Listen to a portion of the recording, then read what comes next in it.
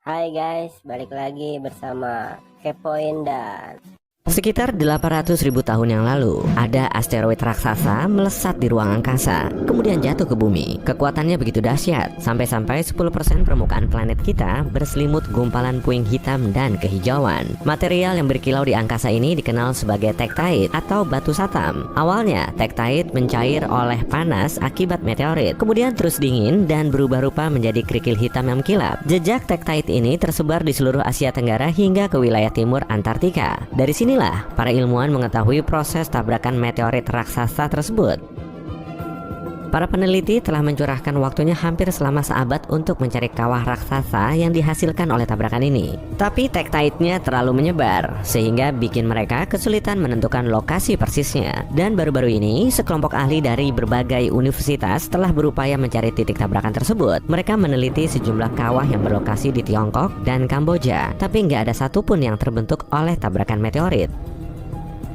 Kemudian, mereka melanjutkan penelitiannya di Laos. Ternyata konsentrasi tektite di sini paling tinggi. Dan setelah memilah semua kawah yang terlihat, mereka mengusulkan teori baru. Mungkin nggak sih kalau kawahnya tertutup sesuatu? Mereka pun mulai mengukur gaya gravitasi di berbagai lokasi di seluruh penjuru Laos. Dan akhirnya, mereka mendeteksi anomali gravitasi yang cukup kuat di lokasi erupsi gunung berapi purba, tepatnya di bawah lapisan lava vulkanik tebal yang telah dingin. Rupanya di situ ada kawah besar dengan kedalaman lebih dari 91 meter, lebar 13 km, dan panjang 18 km.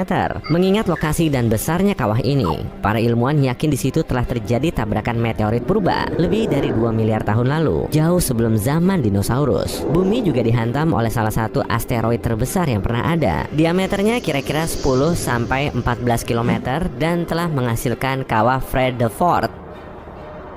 Lokasinya ada di Afrika Selatan, dan saat terbentuk, kawah ini berdiameter 300 km, yang diyakini sebagai kawah terbesar di bumi. Selama berabad-abad, kawah jumbo ini perlahan terkikis ke pusat tabrakannya yang berupa bukit berbatu kubah Vredefort. Formasi ini sangat besar, dan bahkan bisa dilihat dari ruang angkasa. Saat ini, kubah Vredefort telah diakui sebagai situs warisan dunia. Di situ juga terdapat sejumlah kota dan komunitas yang bisa memikat para turis untuk mengunjungi kawah purba tersebut.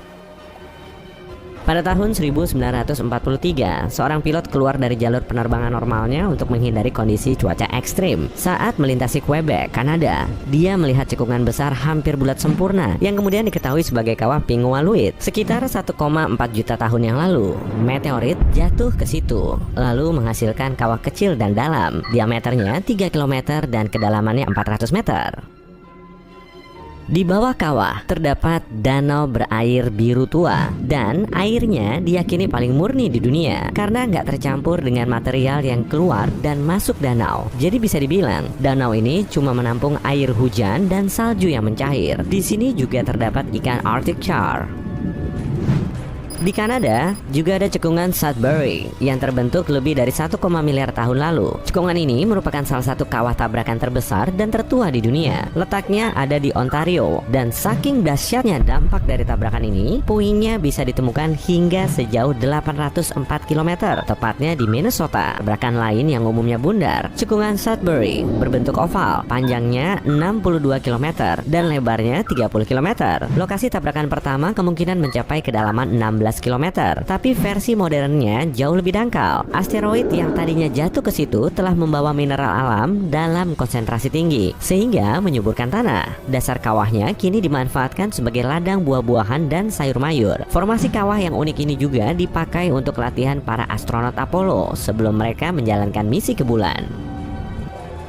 Nah, yang paling terkenal tentu saja meteorit Chicxulub karena telah memusnahkan 75% organisme di bumi, termasuk dinosaurus. Meteorit Chicxulub berdiameter 10 km saat jatuh ke bumi 66 juta tahun lalu. Kawahnya kini berada di pesisir Meksiko, tersembunyi di dasar laut. Diameter kawah ini sekitar 150 km dan kedalamannya 19 km. Baru-baru ini, para ilmuwan berhasil mengebor sisi terdalam kawah ini untuk mengambil sampel batunya.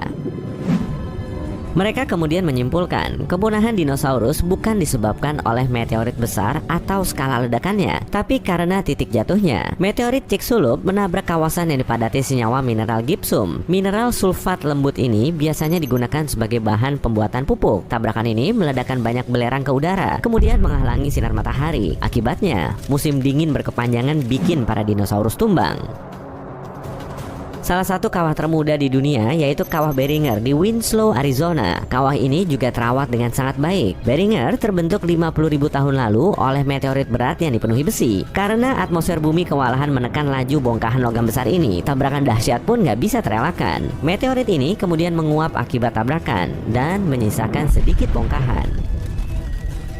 Nama kawah yang dihasilkan dari ledakan dahsyat ini diambil dari pria yang pertama kali menemukannya pada tahun 1903, yaitu seorang ahli teknik pertambangan bernama Daniel Beringer. Diameternya 1.200 meter dan kedalamannya 170 meter. Sampai sekarang pun, keluarga Beringer masih punya hak milik atas lokasi tabrakan ini. Dan kamu juga bisa kok datang ke kawah ini dengan menyusuri pinggirnya bersama pemandu. Kawah Popigai di Siberia layak menjadi kawah yang paling memukau di dunia. Kawah ini terbentuk lebih dari 35 juta tahun lalu oleh tabrakan asteroid. Dengan diameter 100 km, Kawah Popigai menduduki urutan keempat dalam jajaran kawah terbesar di dunia. Keunikannya bisa teramati dari banyaknya endapan berlian yang terkandung. Tekanan kuat yang dihasilkan telah mengubah grafit menjadi berlian. Bahkan menurut para ilmuwan, kawah ini mengandung triliunan karat berlian, tapi nggak ada yang menambangnya karena lokasinya terpencil dan infrastrukturnya sangat minim.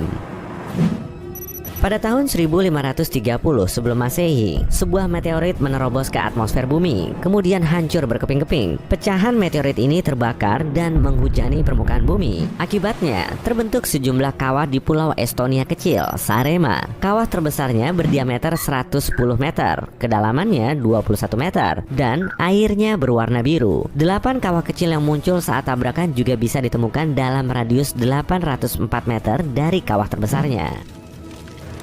Tabrakan meteorit ini telah membakar pepohonan di seisi pulau. Sebagian besar area hutannya juga hangus. Untungnya, hutan ini kini telah tumbuh kembali dan kawahnya menjadi destinasi hiking populer di kalangan para turis. Kawasan yang kita kenal sebagai Quebec di Kanada ini pernah dihantam meteorit sekitar 200 juta tahun yang lalu. Tabrakan ini kemudian menghasilkan kawah terbesar ke-6 di dunia yang berdiameter 64 km. Selama berabad-abad, pinggiran luar kawahnya dipenuhi air. Dan sekarang, lokasi ini dikenal sebagai reservoir Manicouagan. Ukurannya sangat besar, sampai bisa teramati dari luar angkasa. Danau ini juga dijuluki sebagai Mata Quebec karena bentuknya kelihatan aneh.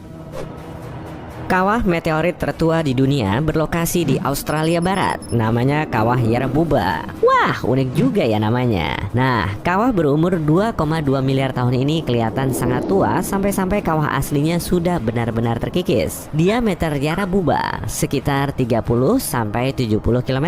Para ilmuwan berhasil memperkirakan umur kawah ini dengan menganalisis kristal dan mineral purba yang terdapat di dalamnya. Cukup sekian pembahasan dari Kepoin dan sampai bertemu kembali di video-video berikutnya.